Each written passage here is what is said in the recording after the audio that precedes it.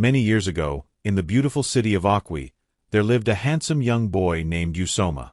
He was the firstborn of his parents and had a younger sister named Adora. Their family was once happy and complete, but tragedy struck when their parents died, leaving them orphaned at a tender age.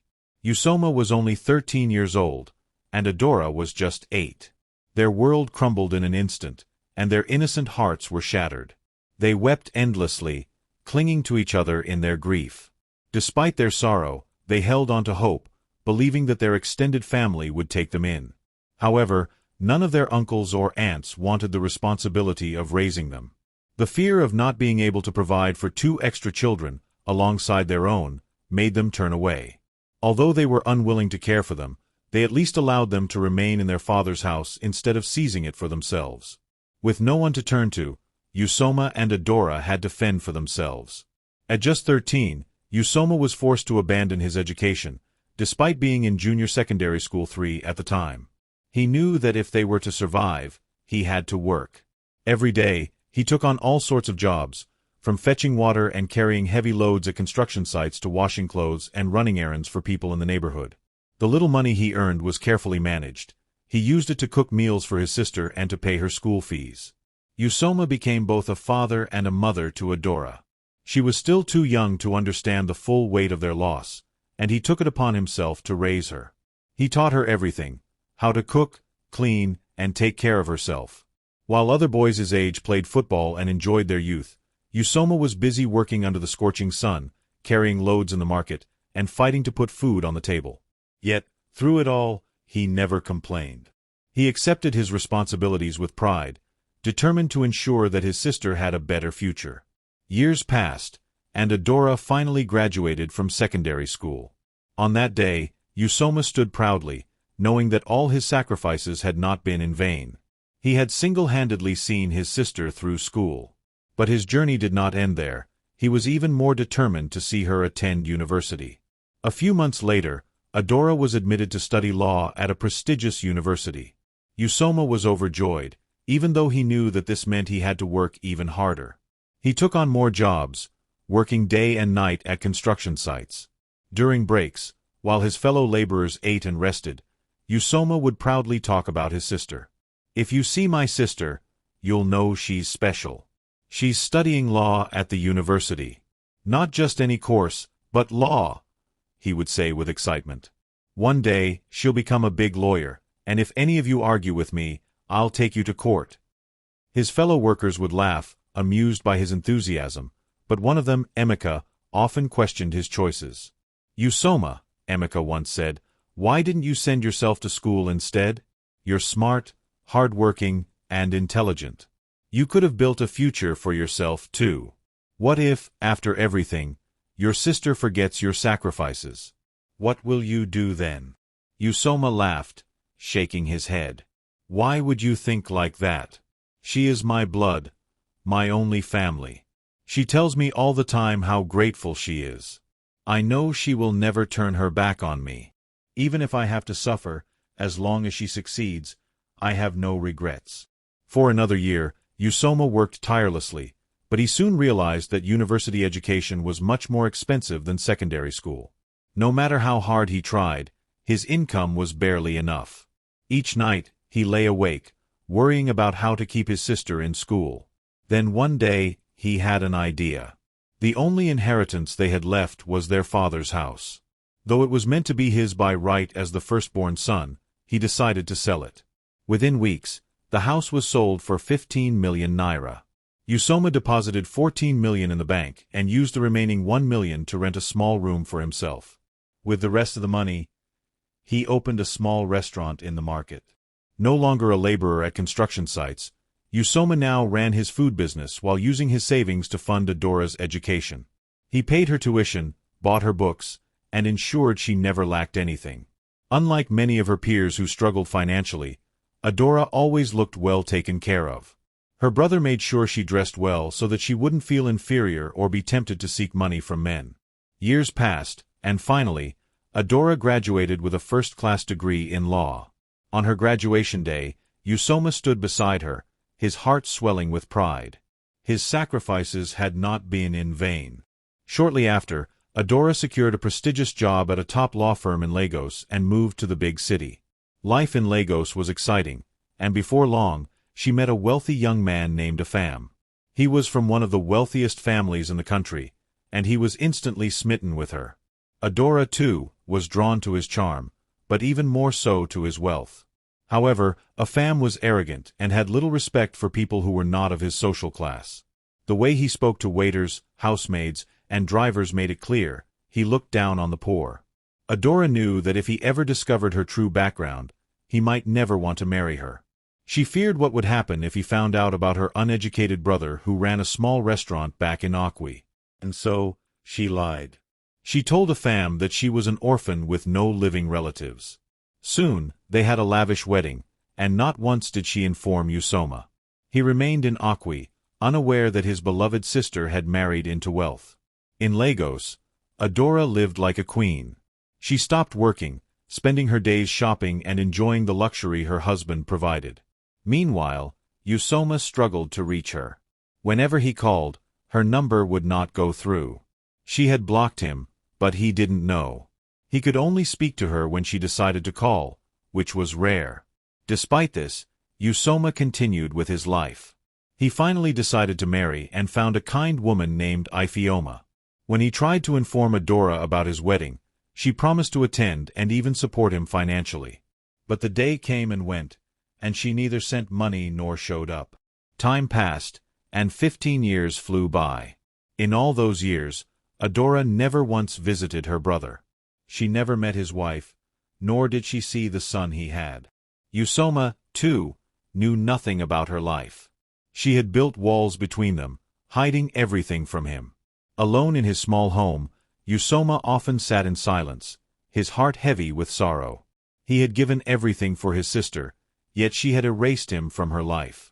His only question remained, why? In the beautiful city of Akwi, a young boy named Usoma lived with his younger sister, Adora.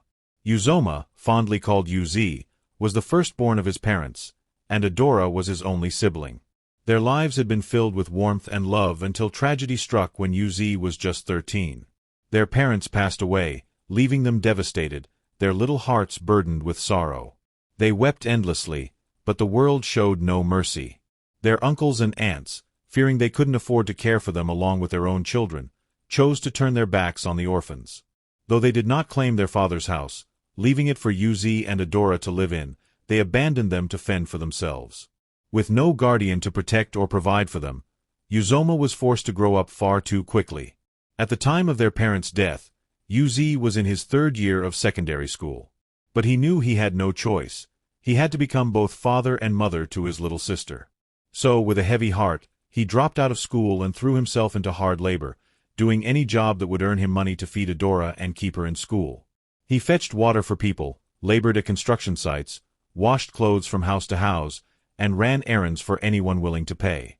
Each day, from sunrise to sunset, he worked tirelessly, and every naira he earned went into providing food for his sister and ensuring she stayed in school. He watched over her, protected her, and taught her how to care for herself. When other boys his age played football, Usoma carried heavy loads in the market, his hands rough from hard work, his back aching from endless labor. But despite the struggles, he never complained. He never saw his responsibilities as a burden. Rather, he was proud to be the one looking after Adora. Years passed, and eventually, his sacrifices bore fruit. Adora completed secondary school, and Usoma felt a deep sense of pride. He had raised her on his own, ensured she got an education, and given her the chance to dream. But he knew this was only the beginning. Adora had ambitions, and he was determined to make them a reality. When Adora received admission to study law at the university, Usoma was overwhelmed with joy. Yet, he also understood that university education was far more expensive than secondary school. He would need to work even harder. He took on multiple jobs, working under the scorching sun on construction sites during the day and selling food in the evenings. No matter how exhausted he was, he never failed to remind his fellow laborers, "My sister is studying law. Not just any course, law. When she becomes a big lawyer, don't argue with me, or I'll sue you to court." His eyes always shone with pride whenever he spoke of her, and his friends would laugh at his excitement. But one of them, Emeka, would always shake his head and say, "Uzi, why didn't you send yourself to school instead? You are smart, hard-working, and intelligent. You could have made something of yourself, too. What if, after all your sacrifices, your sister turns her back on you? What will you do then?" Uzoma would only smile and reply, "Why would she turn her back on me? She is my blood, my only sister. I know she is grateful, and I know she would never forget me. I will continue working, even if it means slaving away, because all that matters is that she has a good life." For a year, Uzi struggled to cover Adora's university fees, but it became increasingly difficult. No matter how hard he worked, it was never enough. One night, as he lay awake, deep in thought, a desperate idea formed in his mind. The house, the only inheritance left by their parents. It was the only valuable possession they had, and Uzoma made the painful decision to sell it. He convinced himself that it was for the best, that Adora's education was worth more than bricks and walls. A few weeks later, he sold their home for 15 million naira. He put 14 million in the bank, using 1 million to rent a small room for himself and invest in a small food business. Now, instead of breaking his body at construction sites, Uzoma became a food vendor in the market. Meanwhile, the money in the bank ensured Adora's education was secure. He covered her university expenses and her law school fees, and 5 years later, his sacrifices paid off. Adora graduated with first-class honors. On her graduation day, Uzoma stood by her side, beaming with pride. Tears welled up in his eyes as he watched her don her graduation cap. He had given everything for this moment, and it had been worth it. Shortly after, Adora secured a job with a prestigious law firm in Lagos. She packed her bags and moved to the big city, stepping into a world of endless possibilities. It wasn't long before she met Afam, a wealthy young man from an elite family. Afam was charming, intelligent, and obscenely rich. Adora was smitten, not just by him, but by the life he offered. But there was a problem. Afam was a classist. He despised the poor. He looked down on people who struggled for a living, and Adora knew that if he discovered the truth about her background, about Uzoma, an uneducated food vendor who had sacrificed everything for her, he might walk away. So, she lied. She told Afam she was an orphan with no family. She erased Uzoma from her life as though he had never existed.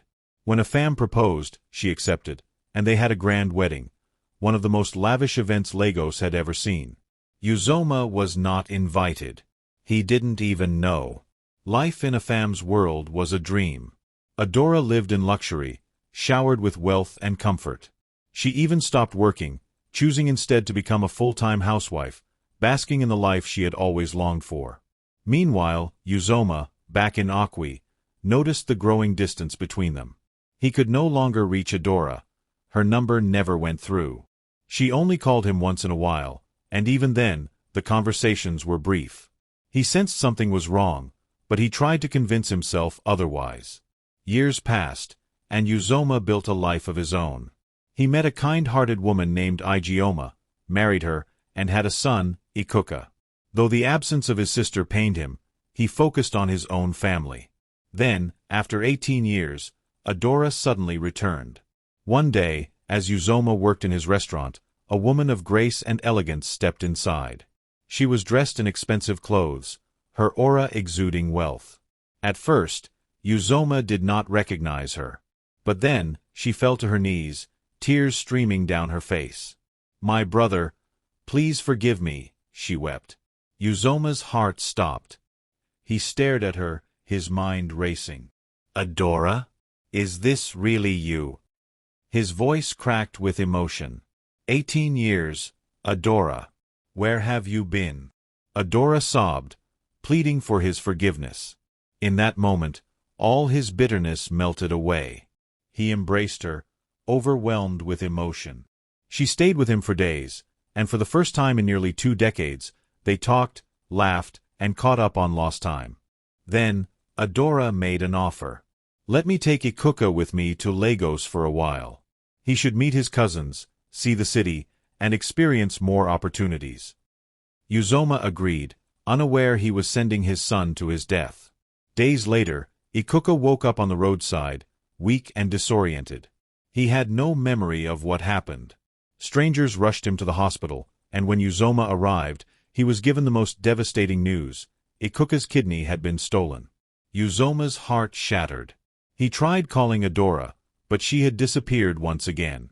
It was then that he realized the horrifying truth. She had used him. She had used his son. And now, she had destroyed him completely.